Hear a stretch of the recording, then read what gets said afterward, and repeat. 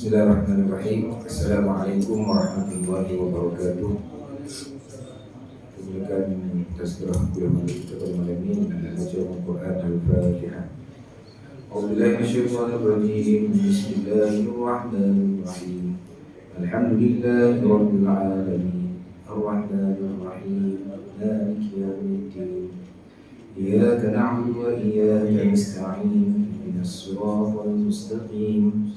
صراط الذين أنعمت عليهم غير المغضوب عليهم ولا الضالين آمين. الحمد لله إن الحمد لله نحمده ونستعينه ونستهديه ونستغفره ونعوذ بالله من شرور أنفسنا ومن سيئات أعمالنا. من يهده الله فلا مضل له ومن يضلل فلا هادي له. أشهد أن لا إله إلا الله وحده لا شريك له وأشهد أن محمدا عبده ورسوله بعثه الله رحمة للعالمين هاديا ومبشرا ونذيرا بلغ الرسالة وأدى الأمانة ونصح الأمة صلوات الله والسلام عليه وعلى جميع الأنبياء والمرسلين وعلى صحابته وعلى آل بيته وعلى من أحبهم إلى يوم الدين. أما بعد قال الله تعالى في كتابه العزيز أعوذ بالله من الشيطان الرجيم يا أيها الذين آمنوا اتقوا الله حق تقاته ولا تموتن إلا وأنتم مسلمون.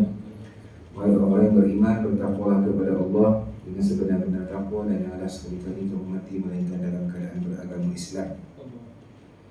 Allah juga berfirman, A'udzubillahi minasyaitonir rajim, ya ayyuhallazina amanu taqullaha wa qulu qawlan sadida yuslih lakum a'malakum wa yaghfir lakum dzunubakum wa man yuti'illaha wa rasulahu faqad faza fawzan 'azima.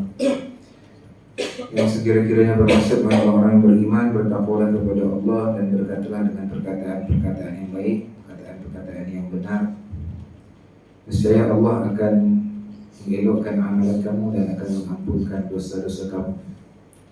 Barang sesiapa yang mentaati Allah dan Rasul, maka sesungguhnya dia mendapat kemenangan yang besar. Subhanallahu azim. Yang saya hormati seluruh hadirin puasa masjid,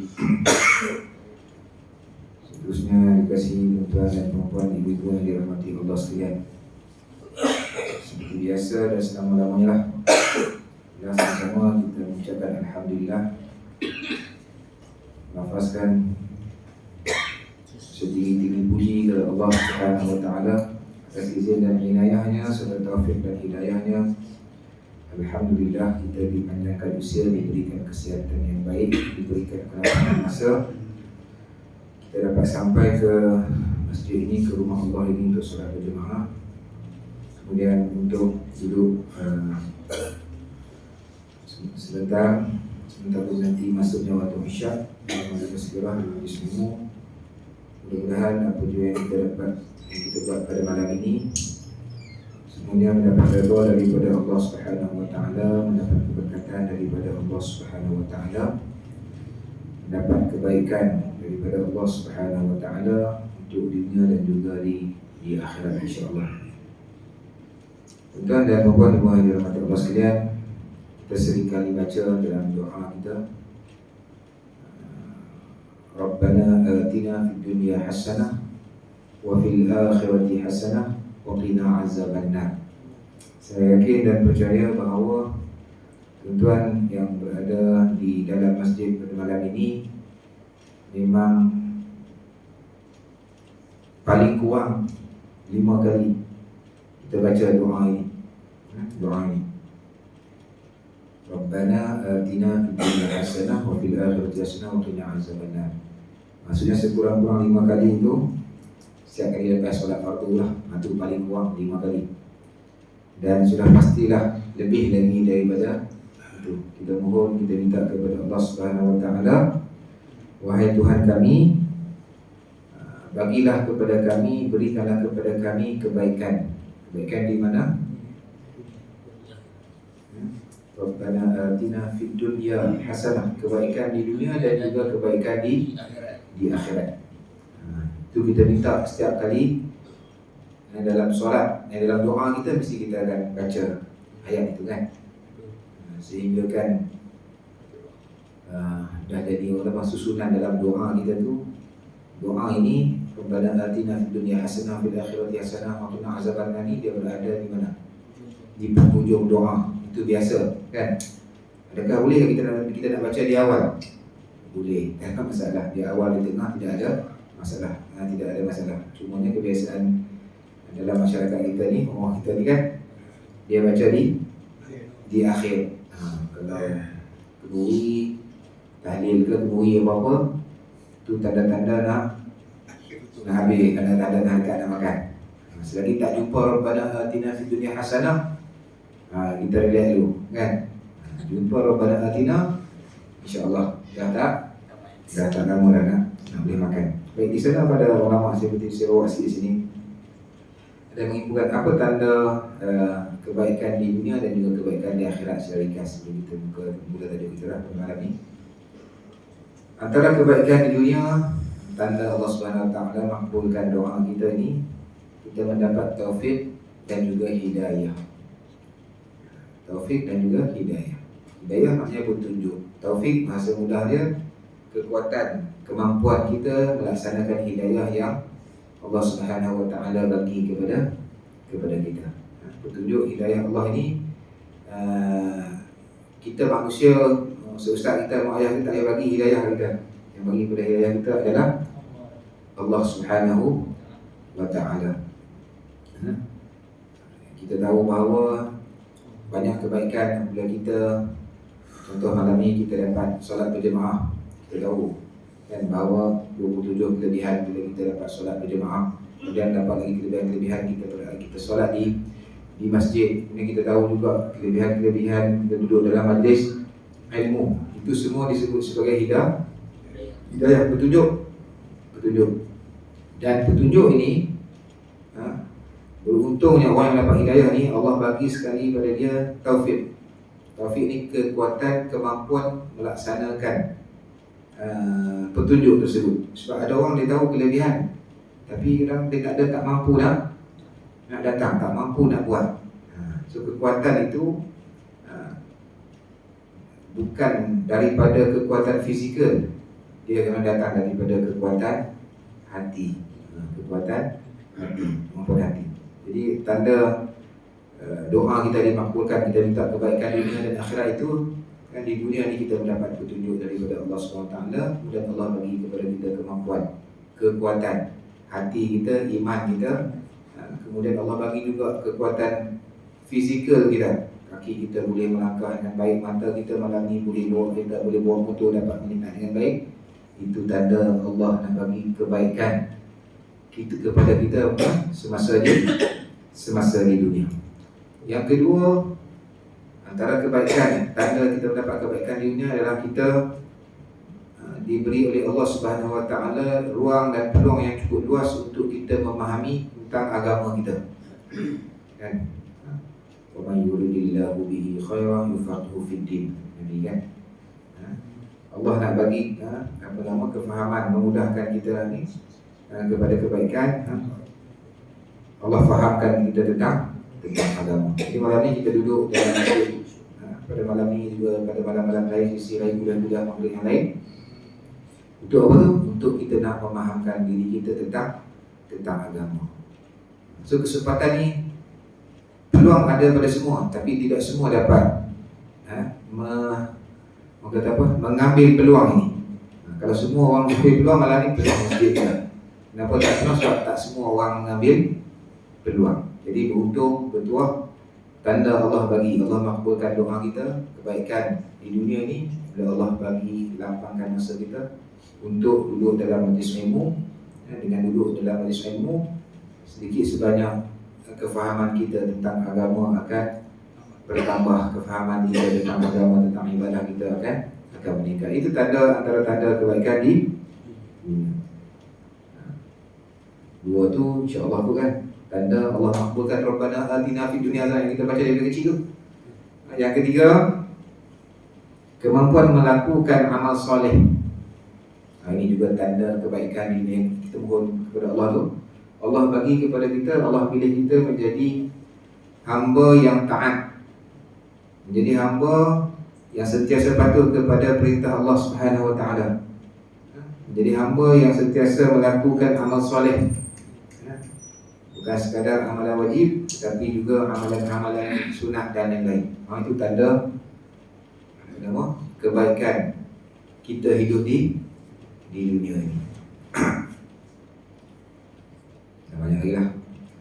Dan kalau di akhirat, insya-Allah apabila kita melakukan amal soleh yang penuh keikhlasan, pada hari akhirat kelak, kebaikan yang kita dapat terlepas daripada sisaan dan juga azab kubur. Mudah-mudahan insya-Allah, mudah-mudahan Allah pandang kita dengan rahmat, pandang kita dengan kasih sayang, kita selamat daripada siksa dan azab kubur, dan juga selamat daripada azab ketika mana kita dibangkitkan daripada alam kubur. Dan antara kebaikan lagi insya-Allah, mudah-mudahan kita dapat catatan amal soleh kita dengan tangan kanan. Kebaikan juga kalau dari akhirat kelak kita mendapat syafaat daripada Nabi sallallahu alaihi wasallam. Kita mengharapkan itu. Mudah-mudahan itu kebaikan-kebaikan yang kita dapat, yang kita sering berdoa kepada Allah Subhanahu wa taala, minta Allah berikan kepada kita kebaikan di dunia dan juga kebaikan di akhirat. Dan waqina azabannar, maksudnya minta Allah Subhanahu wa taala pelihara kita daripada bakaran api neraka. Wallahu a'lam. Jadi mudah-mudahan sedikit mukadimah itu memberikan kepada kita motivasi, tazkirah. Semoga kita terus istiqamah melakukan amal soleh, amal kebaikan. Baik, tuan dan puan dua yang dirahmati Allah sekalian, kita sambung bacaan kitab kitab Adabul Mufrad. Pada minggu lepas kita dah baca bab yang ke-137, iaitu bab Asy-Syuh. Bab Asy-Syuh ni minggu lepas, siapa masih ingat, dia cerita pasal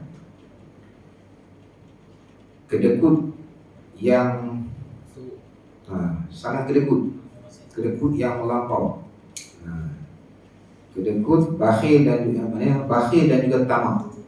Okey, itu tadi dia. Kita dah baca dua hadis pada minggu lepas. Saya sambung, dia ada satu lagi hadis di bawah tajuk ini, iaitu hadis di bawah ini, iaitu hadis yang ke-283. Kitab Adabul Mufrad Sunan Al-Imam Bukhari rahimahullah. Baik, hadis yang ke-283. Hadis ini adalah hadis mauquf. Bunyi haddatsana Abu Nu'aim qala haddatsana Al-A'mash an Malik bin Al-Haris an Abdullah bin Rabi'ah qala kunna julusan 'inda 'Abdillah fadhakaru rajulan fadhakaru min khuluqihi faqala Abdullah ara'aytum law qata'tum ra'sahu akuntum tastati'una an tu'iduhu qalu la qala fayaluhu qala la qala farijluhu qalu la qala fa innakum la tastati'una an tughayyiru khuluquhu hatta tughayyiru khalqahu inna an-nutfata la tashtaqirru fil rahim 40 laylah summa tanhadiru daman summa takunu 'alaqah summa takunu mudghah summa yab'atsu Allahu malakan fayuktabu rizquhu wa khuluquhu wa syaqiyan aw sa'ida atau kama qala. Yang bermaksud daripada Abdullah ibnu Rabi'ah radhiyallahu anhu, dia telah berkata, Abdullah ibnu Rabi'ah kata, kami pernah duduk bersama dengan Abdullah radhiyallahu anhu. Duduk bersama Ibnu Mas'ud. Lalu mereka telah menyebut akan seorang, mereka menyebut akhlaknya. Duduk sembang dalam satu bersama dengan Abdullah bin Mas'ud ni. Sembang cerita pasal perangai kawan-kawan lah, cerita pasal akhlak seseorang, kan? Kita ada tak cerita? Dah kan? Kita duduk sembang 3-4 orang, kita cerita, haji ni aku duduk tengok dia ni kan, baik selalu. Kita cerita pasal akhlak seorang. Dalam kita cerita tu ada yang baik, ada Ada yang buruk, ada yang kita cerita elok tentang awak, ada yang kita cerita yang tak baik tentang awak. Soalan itulah maksudnya. Mereka ni Abdullah bin Malik kata dia duduk bersama dengan Ibnu Mas'ud dan mereka menyebut tentang seorang, tentang akhlak dia. Lalu telah berkata Ibnu Mas'ud radhiyallahu anhu, apa pendapat kalian sekiranya kalian memenggal kepalanya? Dia tanya, apa pendapat kamu kalau kamu jumpa dia, kamu potong kepala, penggal kepala? Apakah kalian sanggup untuk mengembalikannya? Kemudian ramai yang jawab ke? Mereka menjawab, tidak. Tak sanggup lah, tak sanggup.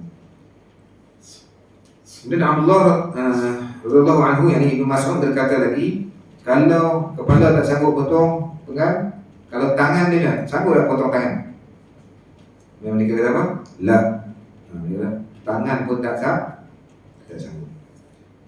Kemudian Allah radhiyallahu anhu kata apa? Kalau kaki boleh potong kaki? Tak boleh, tak sanggup juga. Mereka menjawab tidak. Kemudian Abdullah radhiyallahu anhu berkata, maka sesungguhnya kalian tidak akan mampu mengubah akhlaknya sehingga kalian mengubah ciptaannya. Sesungguhnya nutfah itu menetap di dalam rahim selama 40 malam, kemudian berubah menjadi segumpal darah, kemudian menjadi segumpal daging, kemudian Allah memutuskan malaikat, lalu dia menulis akan rezekinya, akhlaknya, celaka baik ataupun keburukannya, ataupun bahagia untuknya. Okay, daripada hadis ini, riwayat ini nak menceritakan kepada kita apa? Kita ni nak mengubah akhlak seorang tu bukan daya usaha kita, bukan kata apa? Bukan kerja kita. Bukan kerja kita. Bukan kerja kita. Cuma kita ni, apa yang kita boleh buat? Bagi nasihat. Dia buat salah, kita bagi nasihat. Bagi tunjuk ajar, bagi bimbingan. Itu saja. Kita tak boleh ubah. Yang mengubahnya hanyalah Allah sahaja. Hanya Allah sahaja yang mampu mengubah akhlak seseorang. Kita baca kan, kita baca kitab adab ni, berkaitan dengan akhlak, berkaitan dengan adab ni. Saya depan ni boleh baca saja, boleh baca saja, boleh sebut je. Tapi yang nak mengubah, yang nak bagi kita jadi baik ataupun tidak, bukan saya, bukan tak Allah Subhanahu wa Ta'ala. Kita tidak mampu untuk mengubah akhlak seorang. Kita hanya mampu bagi nasihat, kemudian kita sampaikan sajalah apa yang patut, apa yang baik yang dibuat tu. Kemudian kita serah kepada Allah. Kenapa? Allah sajalah yang mampu mengubah akhlak seorang. Itu dalam keluarga kan. Ingat tuan-tuan yang lebih senior daripada saya, lebih dahulu makan garam daripada saya, lebih dahulu berkeluarga, lebih ada anak, dah bercucu. Pengalaman mendidik anak-anak ni sudah pasti dah lebih daripada saya lah, dengan majoriti. Ada seorang dua ikut yang muda dari saya ni. Yang itu kemudian lebih tua daripada saya. Kalau kita lihat macam mana kita nak didik anak-anak kita supaya mereka ni menjadi orang yang baik, beradab, berakhlak, cakap dengan kita baik, cakap dengan orang baik, berakhlak lah. Banyak kali kita bagi nasihat, tunjuk ajar, didikan. Ke bagi sekali, cakap sekali, dia terus ikut. Ada tak betul? Kalau ada kat sini, kalau ada bagi tahu saya pun nak juga ilmu tu. Dan kita nak suruh anak kita semayang. Contohnya so nak kita semayang, umur 9 tahun, 10 tahun kan, jadi suruh kita ajar anak kita semayang. Kalau ada boleh. Kalau kata tuan-tuan ada yang kat sini, Ustaz saya cakap sekali je, masa dia umur 9 tahun, sekali tu dia cakap sampai sekarang dia semayang tak tinggal. Kalau ada saya nak ilmu tu. Susah kita nak, bukan susah lah, maksudnya kita perlukan jihad, perjuangan, mujahadah, kesungguhan betul-betul dalam nak mendidik anak-anak kita ni. bukan mudah. Tugas kita mendidik lah. Tapi sampai satu masa anak kita tanpa disuruh, dia pergi ambil wudu, pakai baju Melayu kan, semayang. Siapa buat tu? Allah dah bagi hidayah, Allah dah buka hati dia, Allah dah bagi kekuatan pada dia untuk buat. Tapi tak tahulah bila, kan? Tak tahu bila. Kita nak ubah perangai anak-anak kita, boleh tahan tu, kan? Malah bukan anak orang sampai dia dah berkeluarga, dah ada isteri, ada suami, ada anak-anak pun, kita masih lagi perlu bagi peringatan, bagi nasihat tentang adab dan juga akhlak dia, perangai dia, kan? Tingkah laku dia, masih lagi. Anak dah 3-4 orang balik kampung, tengok baik nak jalan ke tepi pantai tu pakai seluar apa? Atas lutut tu lah, seluar pendek atas lutut tu. Kita ni takkan ikut kan. Kita tahu perbuatan tu salah. Kita sampai itu kita kena tegur juga. Sedangkan dia dah dia bawa cucu dia, tapi tengok perangai tu kita kena tegur. Cuma kita boleh tegur lah, sama ada dia nak ubah tak ubah, kita bergantung, serah kepada Allah Subhanahu wa ta'ala, pada anak-anak, pada suami, pada isteri dan sebagainya, kepada kawan-kawan kita, jiran kita, ada tengok benda-benda yang tak elok, jadi kita perlu tegur dan kita berdoa kepada Allah, mudah-mudahan dia berubah. Dalam kehidupan kita ni itulah, ada masa kita tegur orang, ada masa orang tegur kita. Tak kisahlah siapa pun saya, macam saya pun kan, duduk pada depan ni, title Ustaz, banyak juga kesilapan, banyak juga kekurangan. Jadi kita kena terbuka menerima teguran, nasihat dan juga bimbingan. Biasanya kita ni, kesalahan kita ni kita tak pun nampak diri sendiri, tak, kan? Kesalahan kita ni, kita cakap kasar, aku okey kot, sedangkan orang lain dengar tak elok, sama juga kan. Jadi kita perlu kepada nasihat dan bimbingan. Mudah-mudahan Allah bagi kepada kita mengubah akhlak kita supaya menjadi akhlak yang baik. Dan semua itu ditentukan oleh Allah Subhanahu wa ta'ala. Itu dalam riwayat dalam hadis ini, akhir itu kita Allah mengutuskan para malaikat, dia menulis akan rezekinya, ada rezeki dia, ada akhlak dia, baik dan juga buruk dia, semua ditentukan oleh Allah Subhanahu wa ta'ala. Allah Subhanahu wa ta'ala.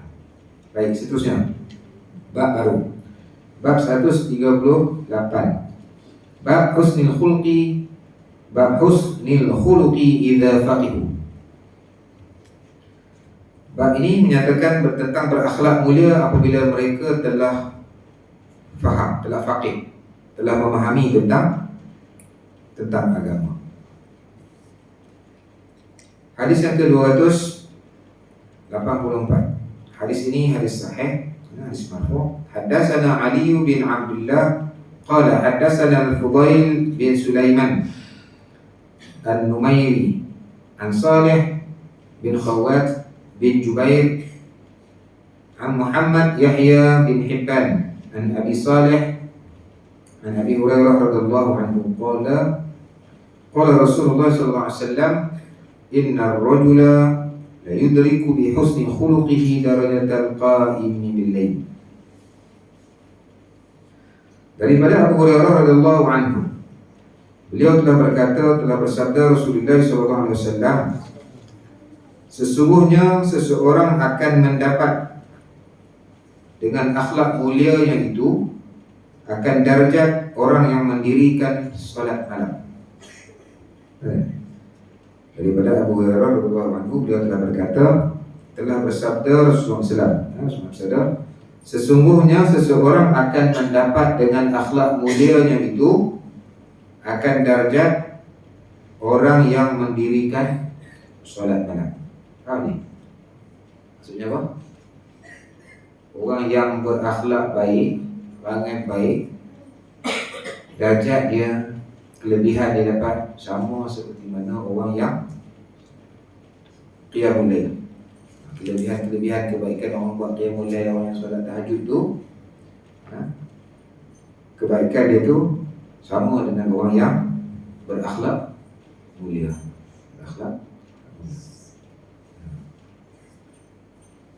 ya, orang yang berakhlak mulia dia bersungguh-sungguh. Maksud akhlak mulia, dia bersungguh-sungguh meninggalkan tabiat ataupun perangai buruk, dan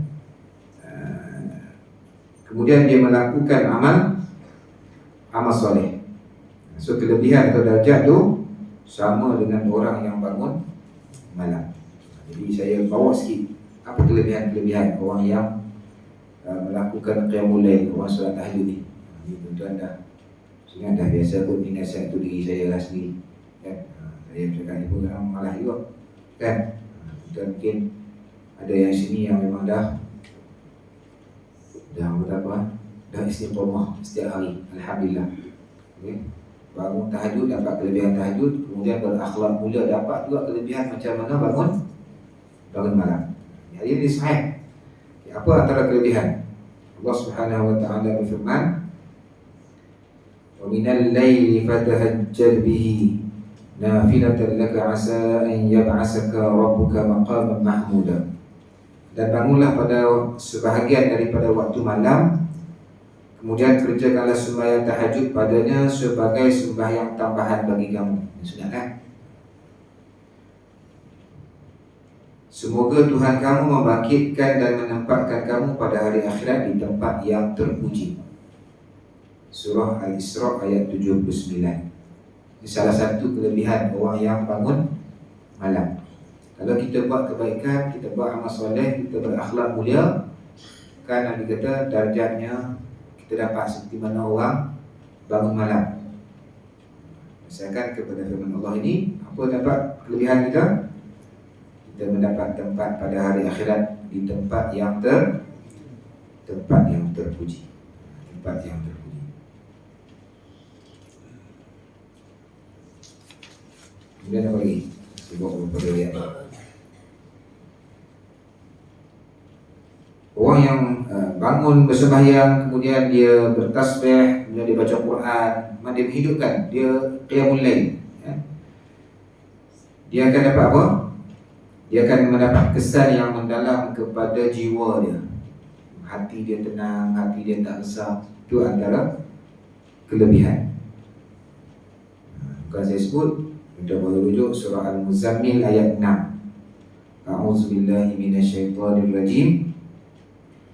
Inna nasyi'atal laili yashaddu waq'an wa aqwam qila. Sesungguhnya bangun beribadat pada waktu malam itu adalah sangat berkesan, yakni dalam hati, dan lebih betul bacaannya. Maksudnya apa? Kita bangun malam, baca Quran, tahajud, dia memberi kesan kepada hati. Hati tak tenang, hati gelisah, kan? Kebanyakan qiyamul lail, kebanyakan qiyamul lail. Dalam riwayat Jabir radhiyallahu anhu, beliau mengatakan, dia kata, aku mendengar Rasulullah SAW bersabda yang berbunyi, inna fil laili lasa'atun la yuwafiquha rajulun muslimun yas'alullahu khairan min amri dunya wal akhirah illa a'tahu iyyah wa dhaka wa zalika kullu lailah. Yang sekiranya bermaksud pada malam hari ada satu saat, ada satu masa yang berkat, di mana jika seorang muslim menepati, dapat waktu itu, masa itu, dan berdoa kepada Allah, dia dapat maksudnya, waktu itu dia berdoa kepada Allah pada waktu itu, pada kesempatan itu, meminta tentang keberkatan di dunia dan akhirat, nescaya Allah akan memakbulkan doa dia. Dia bangun malam, dalam satu saat itu, ada satu saat yang doa akan dimakbulkan oleh Allah Subhanahu wa ta'ala. Itu antara kelebihan orang yang bangun malam. Jadi kalau kita berakhlak mulia, itulah antara kelebihan yang kita dapat. Maksudnya bukan sedikit kelebihannya, besar kelebihannya. Mudah-mudahan sih kan tuan-tuan yang ada dalam masjid ini, perempuan, ibu-ibu sekalian yang ada dalam masjid ini, InsyaAllah kan, mudah-mudahan kita masuk orang yang sangat menjaga dari sudut akhlak. Sangat percakapan kita jaga, kita bercakap benda-benda yang mendatangkan dosa. Kita tak cakap perkara-perkara yang Allah Subhanahu Wa Taala larang. InsyaAllah, mudah-mudahan. Baik. Dan banyak lagi lah kelebihan-kelebihan lain.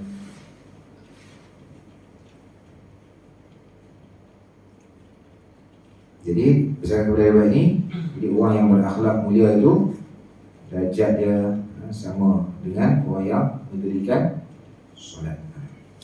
Baik, seterusnya hadis yang ke-270. Hadis yang ke-285.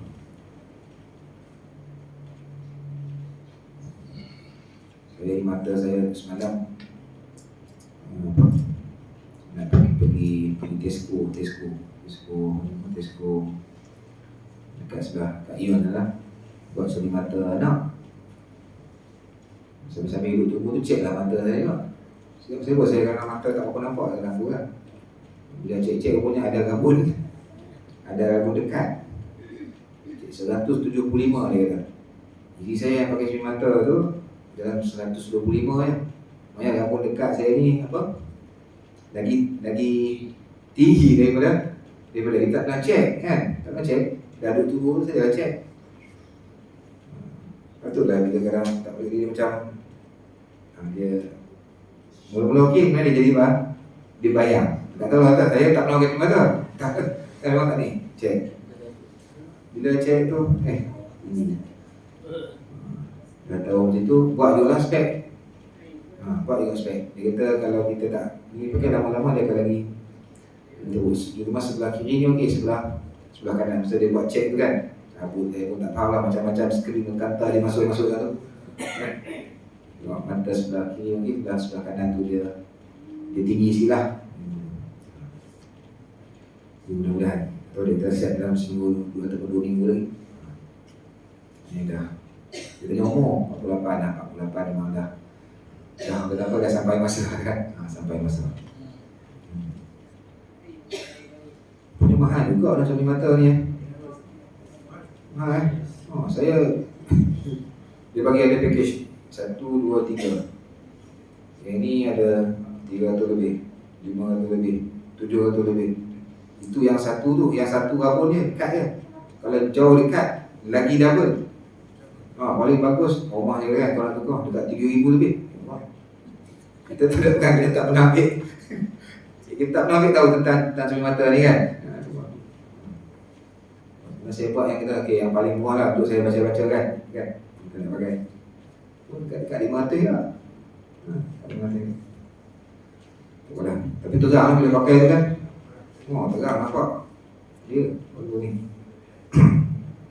Mungkin saya duduk banyak dengan komputer kan. Hari-hari mengadap komputer. Kita kejam kan. Jadi mungkin ada kesan pada mata. Tapi syukurlah sebab 48 ada orang dia lagi awal pakai cermin mata ni. Dia ni tak ada pakai cermin mata. Apa kena ada suara haji tu pakai. Baca pakai. Saya kan abang jauh okey kan. Tapi kita kalau nak tengok jauh kena dia ajar cara-cara pakai. Tak apa, nanti saya try lah kata. Dia jadi blur. Rupanya bila kita check pun kita tahu kita ada masalah mata ni kan, lampu tak cukup terang cukup. Rupanya kita dah lama guna kan. Itu tanda-tanda dah tua tu. Tanda-tanda dah tua. Baik. Mana saya baca lagi tu?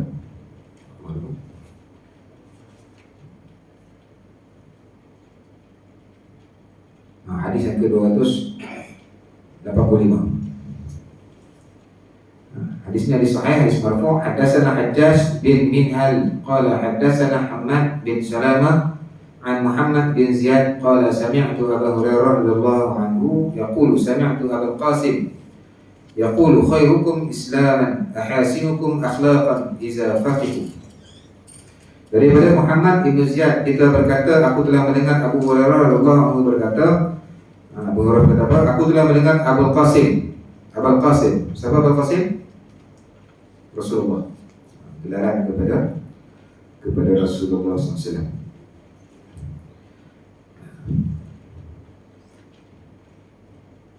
Jadi dengan Nabi kata apa? Sebaik-baik keislaman kalian adalah yang paling baik akhlaknya jika mereka memahami, yakni memahami tentang agama. Akhlak baik, kemudian tentang agama juga faham, faqih, alim. Ini sebaik-baik keislaman kita.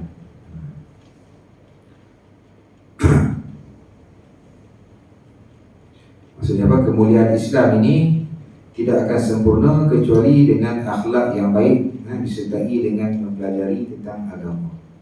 Dan kalau kita akhlak kita baik, kita cakap baik, tapi bab-bab tentang agama kita tak apa, kita ada masalah, kita tak belajar, kita tak pandai, kita tak reti, yang ni tak apa-apa bagi. Orang yang baik ni, dia akhlak dia baik, kemudian agama pun dia faqih, dia faham. Kalau kita tak boleh jadi alim macam ulama-ulama, kan? Ini perkara-perkara asas, perkara-perkara fardu ain kita selesai. Pandai baik, tapi bab-bab fardu ain tak selesai, tak betul lah, tak sempurna, tidak sebaik-baik keislaman kita. Seterusnya hadis yang ke-286. Hadis ini hadis sahih, hadis mauquf. Haddatsana Umar bin Hafs qala haddatsana Abi qala haddatsana A'mash qala haddatsani Thabit bin Ubayd qala ma ra'aytu ahadan ajal idza jalasa ma'al qaum wa la afkaha fi baitihi min Zaid bin Sabit. Sayyidina Sabit Ibnu Ubaid dia telah berkata, aku tidak pernah melihat seorang yang lebih berwibawa,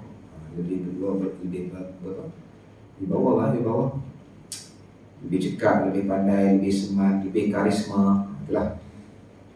Apabila dia duduk bersama kaum dan dia tidak pula lebih periang, lebih mesra, lebih penyayang ketika di rumahnya kecuali daripada Zaid bin Sabit radhiyallahu anhu. Zaid bin Sabit ni maknanya dekat tempat rasmi, tempat kerja, di luar lah kan, luar daripada rumah dia ni seorang yang hebat, ada karisma, akhlak baik. Dan di rumah pula dia juga seorang yang penyayang, yang periang. Ini menunjukkan akhlak Zaid bin Sabit. Dia pandai ikut tempat, ikut tempat.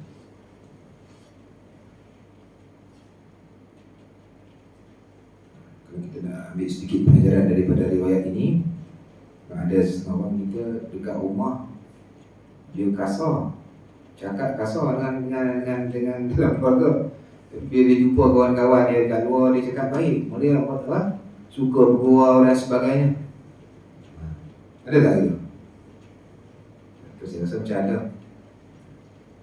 Saya rasa dia nampak kan, dia sebut ni, saya nampak ada orang yang dekat rumah ni dia serius. Atau pukul Arab kat saya pun, serius.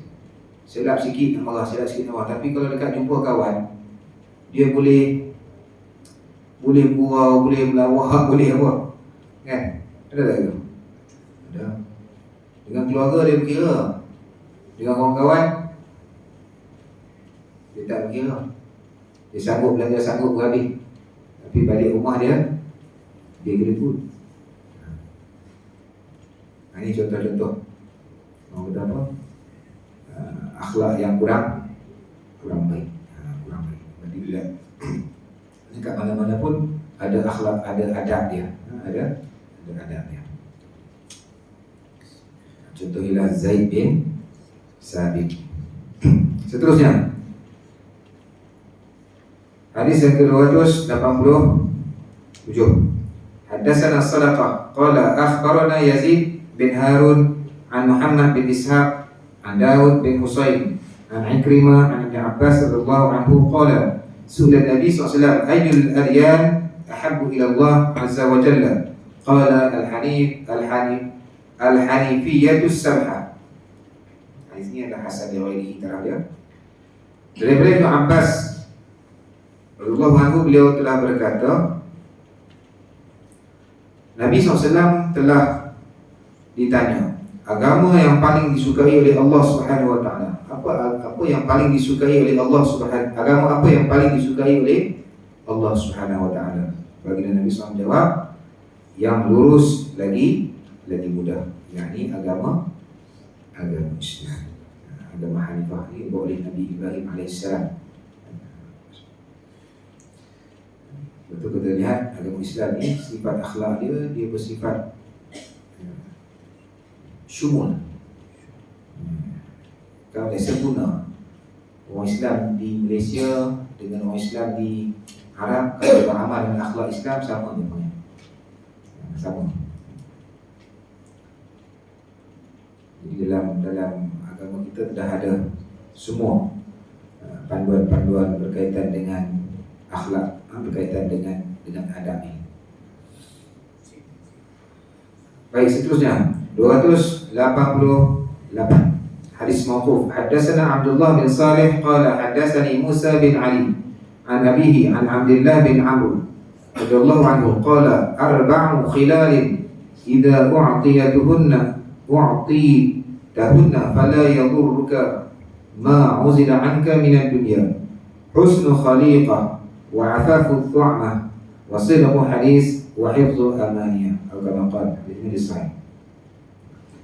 Dari ibadah Abdullah bin Amr radhiyallahu anhu, 4 perkara jika diberikan kepada kamu semuanya, maka tiada yang dapat memudaratkan kamu walaupun di dunia ini diambil daripada kamu. Kata Allah bin Amr, 4 perkara jika diberikan kepada kamu semuanya. Ada 4 perkara kalau benda tu ada dekat kita, dunia ini tidak akan memberi mudarat kepada kita walaupun apa yang kita dapat dunia ini diambil sebenarnya. Kita ada harta mungkin kan, kita tak banyak harta macam orang lain.